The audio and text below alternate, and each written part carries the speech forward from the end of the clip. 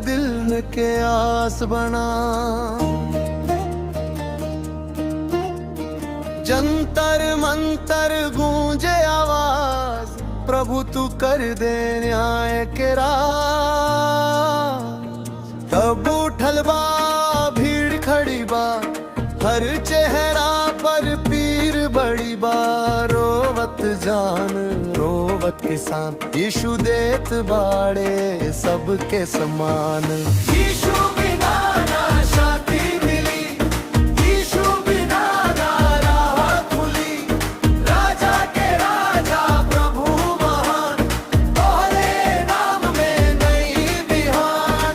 यीशु बिना ना शांति मिली, यीशु बिना ना राह खुली।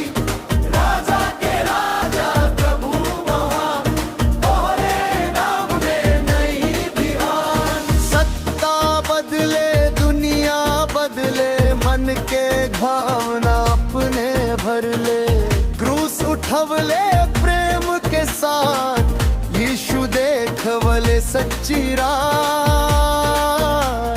नफरत छोड़ प्रेम अपना, सत्य के रास्ता पर तू आव। जंतर मंतर से पुकार, यीशु करे है सबके उद्धार। जय हो